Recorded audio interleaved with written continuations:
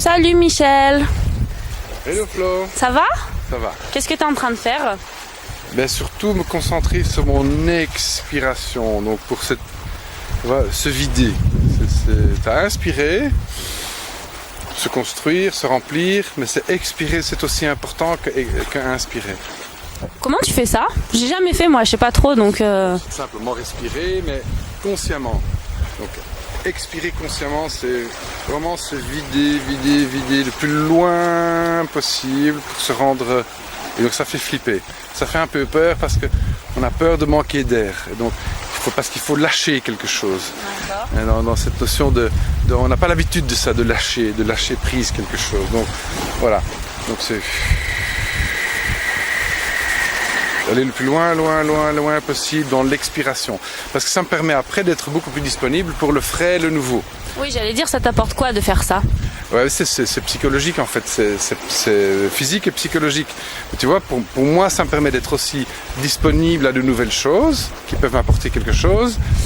Pour les équipes, pour l'entreprise, c'est la même chose. C'est cette notion de prendre du temps non productif pour lâcher ce qu'on connaît. Donc c'est par exemple prendre comme ta petite réunion du matin avec ton équipe, c'est de 9h à 10h, tous les jours vous prenez un temps qui est non productif mais où vous partagez ensemble vos ressentis, les informations, le planning et ce qui permet de préparer cette inspiration de la journée qui sera elle productive. Mais si on ne prend pas ce moment d'expiration pour soi, pour son équipe, pour son entreprise, même aussi pour un pays ou pour une ville, qu'on n'ait pas ces moments de rencontre pour prendre du recul, eh bien alors là on passe à côté d'un potentiel fabuleux. Donc en fait le conseil du jour c'est que les gens doivent prendre ce temps pour expirer. Voilà. Expirer, même si ça fait peur, ça veut dire lâcher quelque chose, lâcher l'ancien, prendre du temps de qualité pour soi et pour ses équipes, même pour sa famille, c'est aussi important de faire ça en famille, prendre ce temps de qualité pour pouvoir s'ouvrir au nouveau, mais tout ça ensemble.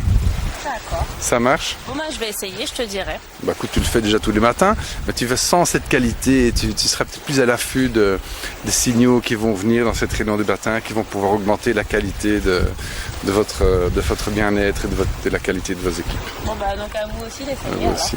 Prendre du temps. Ciao. Ciao.